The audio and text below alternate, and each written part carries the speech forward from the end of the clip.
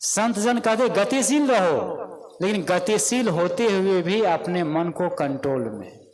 कोई आदमी दौड़ रहा है तो दौड़ने की सीमा है, रुकना भी पड़ेगा। अगर दौड़ता ही रहे तो क्या होगा? दौड़ता ही रहे तो क्या होगा? हार्ट अटैक हो जाएगा, मर जाएगा। तो दौड़ते हैं रुकने के लिए, तो दौड़ो अर्थात काम करे, मेहनत करे, लेकिन हमें रुकना भी है। दिन भर काम किए तो रात में विश्राम भी करना है। इसी प्रकार हमारे जीवन में जो कुछ है ये सब क्या है? इसमें संतोष धारण करना चाहिए। कबीर साहब कहते हैं संतोष संतोष सुख है, रहु तो हृदय जुड़ाए। हृदय जुड़ाए, जुड़ाए शब्द कबीर साहब बहुत देहाती भाषा बोल। कबीर साहब अपने जमाने में गली गली और शहर शहर बहुत घूमे थे। तो भोजपुरी और बिहारी और गुजराती और छत्तीसगढ़ी अमरे, ये अमरे शब्द सोई तहाँ अमरे, ये छत्तीसगढ़ी शब्द है जिसका अर्थ है पहुंचना। तो कबीर साहब अपने बीजक में, अपने मौलिक ग्रंथ बीजक में जहाँ जहाँ गए और जो भाषा मिली उन भाषाओं को अपने जो काव्य है बीजक में उसमें बोलते गए, कहते गए। तो यहाँ भी कबीर साहब कहते रहु तो हृदय जुड़ाए। अगर संतोष में रहो तो तुम्हारा हृदय जुड़ा जाएगा। जुड़ाने का अर्थ क्या है? यहाँ माताएं बैठी है, कोई पर्व होता है तो उसमें क्या करते थे पहले माताएं? सुबह सुबह मुझे कई बार याद है जब हम लोग पूर्वाश्रम में थे हम, तो सुबह सुबह उठ करके कोई पावन था कुछ, तो वो पानी ले करके और माथा में सुबह सुबह कहते जुड़ा जाओ, जुड़ा जाओ, मतलब शीतल हो जाओ। तो जुड़ाने का अर्थ है ठंडा होना। इसका अर्थ हुआ कबीर साहब कहते रहु तो हृदय जुड़ाए, अर्थात संतोष धारण करो तो तुम्हारा हृदय में शांति आ जाएगी। हृदय मतलब प्रसन्न रहेगा, ठंडा रहेगा, हृदय में आग नहीं रहेगी, क्रोध नहीं रहेगा, गुस्सा नहीं रहेगा। असंतोष के अभाव, संतोष के अभाव में सारे खुराफात है। जो बात नीचे आई कि जितना मिल जाए और जो मिल जाए, जब तक हम संतोष नहीं धारण करेंगे तो सुखी नहीं होंगे। इसीलिए सबको चाहिए कि संतोषम परमम सुखम, असंतोषम परमम दुखम। संतोष ही सब सुख का खजाना है और असंतोष सब दुखों की राशि है। जो संतोष में जीवन जीता है उसके पास जो कुछ है वो पर्याप्त है। कोई आदमी अपने आप को कहे कि मैं सुखी हूँ, मैं प्रसन्न हूँ, मैं खुश हूँ, मैं आनंदित हूँ, मेरे पास सब कुछ पर्याप्त है, पूरा है, इतना कहने से ही देखिए आपका मन, आपके मस्तिष्क, आपका हृदय, दिल, दिमाग क्या होगा? एकदम पॉजिटिव हो जाएगा और लगेगा कि मेरे पास सब कुछ है। बाहर भले हम टूटी चटाई पर सो रहे हैं, सूखी रोटी खा रहे हैं, लेकिन भीतर से गदगद रहेंगे, मन प्रसन्न रहेगा। क्या कहना है दोस्त? ये कुछ शब्द है कि मेरे पास सब कुछ है और प्रकृति ने, परमात्मा ने जो कह ले, मतलब सब कुछ हमें भरपूर दिया है। शिकायत मत करो। शिकायत ईश्वर से, भगवान से, गुरु से कहते हैं ना कि ये नहीं है, ये नहीं है, बस जो नहीं है उसको गिनाते रहते हैं और जो है उसको नहीं गिनाते। अभी जो बीते 2020, तो जब कोरोना वायरस, तो एक भक्त का फोन आया मेरे पास सुबह सुबह, तो उसको मैं जानता हूँ, आते जाते हैं। तो वो जब मैं पूछा कैसे हैं, उसको कपड़े की दुकान है, तो कपड़े दुकान बंद हो गई थी, सरकार बंद कर दी थी। तो कहे साहब क्या बताऊं, बहुत दुख है, बहुत तकलीफ है। क्या हुआ? दुकान बंद हो गई है ना लॉकडाउन में। तो उसको मैं जानता हूं कैसा है। तो मैं कहा अच्छा, बहुत मुरझाए हुए, लगता है जिंदा नहीं है, शरीर तो जिंदा है लेकिन भीतर से एकदम। तो मैं कहा अच्छा क्या दुख है? कहे दुकान बंद हो गई। तो मैं कहा अच्छा, तो फिर अपनी दुख बताए। तब मैं कहा कि एक कलम लीजिए और एक कॉपी लीजिए। लिया, मैं कहा लिखिए एक नंबर। तो लिखा। मैं कहा कि आप जो मैं कहता हूँ उसको लिखिए, ठीक है ना? तो वो कहा ठीक है साहब। तो मैंने कहा कि आपके पास खाने के लिए अन्न है? अन्न? तो कहा साहब 2-3 बुखारी अभी चावल रखा है, गेहूं रखा है, अन्न पर्याप्त है साहब, कमी नहीं है। मैं कहा कि पहनने के लिए कपड़े हैं, जूते चप्पल है? कहे साहब इतने कपड़े हैं कि गिन नहीं पाएंगे, अलमारी भरा हुआ है। तो मैं कहा कि रहने के लिए मकान है कि नहीं? मकान 3 मंजिला का है? कहे साहब 3 मंजिला के मकान आप जानते हैं, तो मकान तो है ये है। तो मैं कहा कि परिवार में लोग जो है आपस में, बच्चे हैं, पत्नी है, जो लोग हैं आपस में आप लोग प्रेम से रहते हैं ना? कहे साहब बहुत प्रेम से, बच्चे संस्कारी है, सब अनुकूल है, बढ़िया है। तो मैं कहा कि तब क्या दुख है, तब क्या दुख है बताइए। इतनी बात जब कहा तो वो हंसने लगे। केवल 5 मिनट की बात थी, 5 मिनट पहले वो रो रहा था भीतर से और 5 मिनट पहले वो हंसने लगा। मैंने कहा कि आप लिखिए क्या क्या आपके पास है। तो लिखा कपड़े हैं, मकान है, अन्न है ना, बच्चे अच्छे हैं, सब बढ़िया है। मैं कहा दुकान बंद हो गई तो आप ही की दुकान बंद नहीं हुई है, बहुत लोग की दुकान बंद है, आपके लिए ये नियम नहीं है। तो क्या है, आज थोड़ा सा परिवर्तन होता है जीवन में तो आदमी मुरझा जाता है, दुखी हो जाता है, मायूस हो जाता है। नहीं, मायूस नहीं होना चाहिए। हमें देखना चाहिए कि आज के डेट में हम जो गरीब लोग हैं, जो जिसके पास झोपड़ी है, हम तो अच्छे हैं। और झोपड़ी वाले को देखना चाहिए कि जो लूल्हे हैं, अपंग है, भिखारी है, उनसे तो हम अच्छे हैं। ये अगर हमें जीना है, मतलब सुख से जीना है, तो छोटों को देख करके जियो तो क्या होगा, सुखी रहेंगे। और बड़ों को देख के जिएंगे तो हमेशा दुखी रहेंगे। एक गुरु शिष्य के घर में गए तो शिष्य ने, बहुत वो अमीर था, तो उस मोहल्ला में, उस कॉलोनी में उसी का घर 3 तल्ला का था, 3 बिल्डिंग। जब गुरु जी गए तो सब जब भी जाते तो प्रसन्नता से बढ़िया चरण धोते, सेवा करते। उस दिन जब गुरु जी गए तो वो चरण तो धोया, सेवा तो किया, लेकिन मुरझाए हुए, दुखी। गुरु ने कहा कहो बेटा कैसा है? कहा गुरुदेव जी मत पूछिए, बहुत दुख है, बहुत अशांति है, मैं बहुत दुखी हूँ। क्या दुख है बताओ? संत गुरु से, संत गुरु ही वो डॉक्टर है जिनसे कोई दुख छुपाया नहीं जा सकता है, कोई छुपाते भी नहीं है। डॉक्टर के पास जाते हैं तो कोई भी बीमारी छुपाते नहीं है। इसी प्रकार संत से, तो गुरु ने कहा बेटा क्या दुख है? कहा गुरु जी दुख बहुत है, बताओ कुछ हम सहयोग करें। तो कहा गुरुदेव जी आइए मेरा दुख देख लीजिए। तो सीढ़ी पर वो जा रहा है, सीढ़ी पर ऊपर, गुरुदेव जी पीछे पीछे, अपना आगे आगे।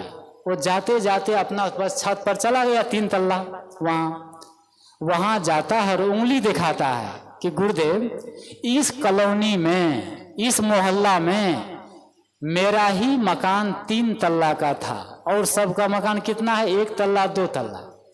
लेकिन ये गुजराती कहाँ से आ गया है ये आदमी, देखो ना 4 तल्ला का बना लिया। इसी को मैं देखता हूं तो मेरा जो है ना, मतलब खून सूखने लगता है। यही दुख है मेरा, ये है दुख। मैं क्या कहा, अगर बड़ों को देख करके कंपटीशन करेंगे तो सुखी होंगे? नहीं होंगे। ये सब सिस्टम है जीवन जीने का। ये नहीं है कि बड़े लोग दिखाई नहीं देंगे, बड़ी बिल्डिंग नहीं रहेगी। हम जिस कॉलोनी में जहां पर हैं, हमसे गुणवान, हमसे अच्छे, हमसे संपन्न और हमसे विद्वान, हमसे धनी हमेशा रहेंगे। ठीक है ना?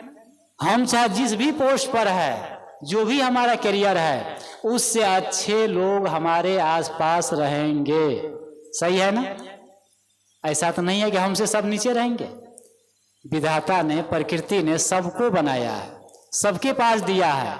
तो कोई नीचा, कोई ऊंचा, कोई धनी, कोई गरीब, कोई गुणवान, कोई थोड़ा मध्यम, ये सब मनुष्य के स्वभाव है। तो ये सब रहेंगे, अर्थात बड़े रहेंगे, गुणवान रहेंगे, संपन्न रहेंगे, विद्वान रहेंगे। और उन बड़ों को देख करके यदि आदमी दुखी होता रहेगा तो सुखी कब होगा? सुख का समय कभी नहीं मिलेगा। तो यहाँ सदगुरु कहते हैं कि संतोष, संतोष सुख है। संतोष का अर्थ है कि हमें जो प्राप्त है उसमें संतोष, संतोष धारण करें। जब संतोष धारण करेंगे तुरंत सुखी होने लगेंगे, अच्छा महसूस करेंगे। और असंतोष रहेगा चित्त में तो कभी सुखी नहीं होंगे।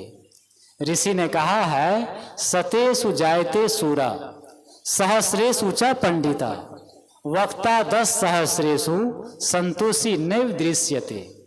ऋषि कहते हैं, सतेषु जायते सूरा, 100 में एक सूरवीर होता है, पहलवान होता है, 100 में एक पहलवान होता है। सतेषु जायते सूरा सहस्रेषु च पंडिता, हजारों में कोई एक पंडित होता है। वक्ता 10 सहस्रेषु, कोई प्रवक्ता कुशल वक्ता 10,000 में कोई एक होता है। संतोषी नैव दृश्यते, लेकिन संतोषी तो कहीं दिखाई नहीं देता है। ये ऋषि कहते हैं, क्या कह रहे हैं? संतोषी कहीं दिखाई नहीं दे रहे हैं, अर्थात बहुत कम है। ये वही बात कबीर साहब कह रहे हैं कि संतोष धारण करना। अभी जो बात आई कि गौधन गजधन बाजधन और रतन धन खान, और जब आवे संतोष धन सब धन धूरी समान। हमारे मन में संतोष की अनुभूति, संतोष का अनुभव कि सब कुछ बढ़िया है, बढ़िया लगे, भीतर से अच्छी फीलिंग हो, अच्छा महसूस हो, तब तो जीवन सफल है। और भीतर से जब गलत महसूस हो रहा है, गड़बड़ महसूस हो रहा है, अच्छा नहीं लग रहा है, तो समझिए तब हम जीवन नहीं जी रहे हैं। जीवन में हमेशा तनाव, हमेशा टेंशन, हमेशा उद्वेग, हमेशा खुराफात, ये क्या है? असली जीवन जीने के सूत्र नहीं है, असली जीवन नहीं है। तो यहाँ कहते हैं कि संतोष, हमें जीवन में दुख क्या है? सुख, दुखों का छूट जाना ही सुख है, और दुखों का छूट जाना ही भजन है, मुक्ति है, शांति है। गीता कहती है, दुख संयोग वियोगम योग संगीतम। योग क्या है? भजन क्या है? मुक्ति क्या है? दुख संयोग वियोगम योग संगीतम। दुखों से छूट जाना, दुखों से दुख संयोग, दुख का जो संयोग है, जो दुख मिल रहा है हमें, जो दुख में जीवन है, तो दुख का जो संयोग हुआ है वियोगम, ठीक है ना? दुख का वियोग हो जाए, दुख से हम छूट जाए, योग संगीतम। यही असली भजन है, असली मुक्ति, असली कल्याण की दशा है, और असली जो है हमारे जीवन जीने का अर्थ है। क्या है? सारे दुखों से छूट जाना। दुख क्या है? दुख है मन का दुख, तन का दुख। शरीर से तो बहुत कम लोग दुखी होते हैं, लेकिन मन से तो हर आदमी दुखी है, वो चाहे बच्चा हो, बूढ़ा हो, और कोई भी हो। तो ये मन का दुख, तो कहते हैं कि दुख संयोग वियोगम योग संगीतम। सारे दुखों को छोड़ दें। दुख जब छूट गया, बीमारी छूट गई, तो हमें ये महसूस नहीं होता है कि डॉक्टर के पास जाए, दवाई खाएं। जब हम स्वस्थ है तो डॉक्टर की याद आएगी, दवाई की याद आएगी? नहीं आएगी, क्योंकि हम स्वस्थ हैं। इसी प्रकार जब हम सुखी रहेंगे, मन में कोई दुख नहीं रहेगा, तो फिर बस बढ़िया। तो हम यहाँ सदगुरु कहते हैं कि संतोष संतोष संतोष सुख है, रहु तो हृदय जुड़ा है। हे संतों, हे लोगों, संतोष में सुख है। तो संतोष क्या है? ये बात पहले ही कही गई कि ये नहीं कहते हैं कि काम मत करो, काम खूब करें, लेकिन काम जो मिल जाए उसमें संतोष, उसमें बहुत है। यदि हम लोग सुबह नींद खुलती है हमारी, और नींद खुलते ही हम ये महसूस करें बेड पर ही, बिस्तर पर ही, कि आज का दिन हमारे लिए बहुत अच्छा है, ठीक है ना? पहला, आज का दिन हमारे लिए बहुत अच्छा है, और आज हमें जो कुछ मिलेगा अच्छा होगा, मेरे लिए अच्छा होगा, और आज पूरा दिन मैं शांति से जीऊंगा, शांति से जीऊंगी, और अच्छा होगा।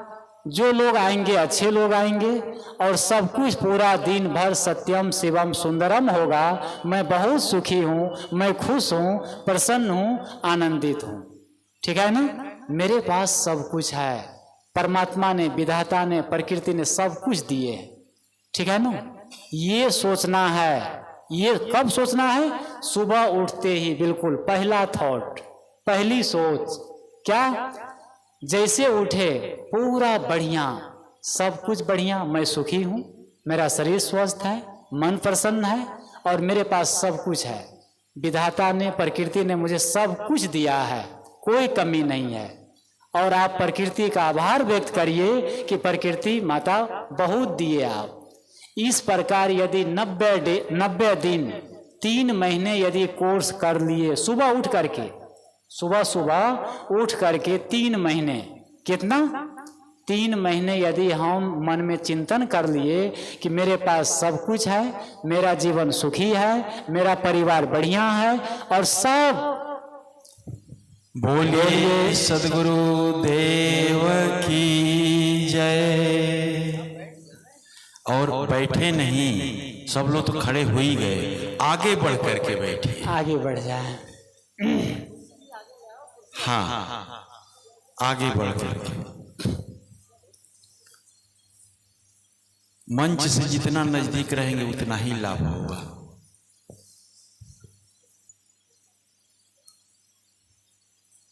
तो ये जो है कोई पोथी की बात नहीं है, कोई पुस्तक की बात नहीं है, ये हमारी अंतरात्मा और भावनात्मक जगत है। अर्थात जो हम भावना करते हैं भीतर में वो वैसा होने लगता है।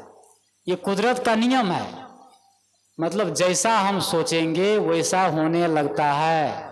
तो जो हम सोचेंगे कि अच्छा हूँ, बढ़िया हूँ, मेरे पास सब कुछ पूरा है और प्रकृति ने सब कुछ बढ़िया दिया है। कोई भगवान को मानता है, मान लीजिए, कहिए भगवान हमें सब कुछ दिया है, ठीक है ना, सब कुछ दिया है।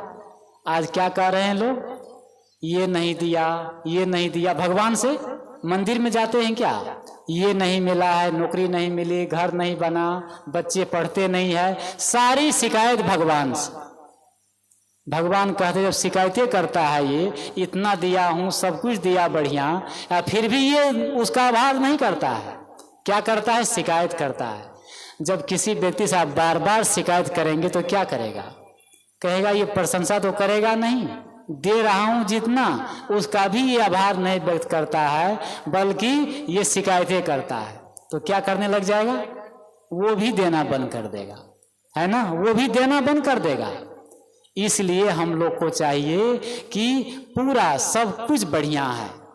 तो ये सुबह सुबह उठ करके यदि हम लोग कुछ दिन ऐसा अभ्यास करें, पहली बात तो वो कब मिलेगा, कब होगा, वो तो बाद की बात है, लेकिन हमारा सर, हमारी भावना, हमारा शरीर ये तुरंत अच्छा होने लगेगा। जैसे सुबह उठे और अच्छा महसूस किए, मुस्कुराए और कहिए सब कुछ बढ़िया, सब अच्छा, तो बाहर अच्छा हो या ना हो, लेकिन हम तो अच्छे हो जाएंगे, हम अच्छे हो जाएंगे। हमारी मन की बात प्रकृति तक पहुंचती है। अब हम क्या क्या मन में बात करते रहते हैं, अधिक बात लोग किससे करते हैं, पड़ोसी से, पति पत्नी से, बेटे से नहीं, सबसे ज्यादा बात हम अपने मन से करते हैं, अपने मन से। और मन से हम अंधेरे में बात करते हैं और वो होता जाता है। मन से, मन में किसी के लिए घृणा, किसी के लिए द्वेष, किसी के लिए कटु वचन, किसी के लिए गलत, तो वो क्या होता है, वो होता जाता है, उस तक वो भावनात्मक वो पहुंचती जाती है। तो इसीलिए सुबह उठ करके हम लोग को अच्छा एक विचार, अच्छा माहौल जब बनाएंगे तो अपना जीवन बढ़िया होगा, परिवार बढ़िया होगा। और यही असली भक्ति है, असली पूजा है। मंदिर में बाद में जाएं, लेकिन पहले क्या है, घर में ही हम अपने घर को मंदिर बनाएं। घर मंदिर कब बनेगा, जब मन मंदिर बनेगा।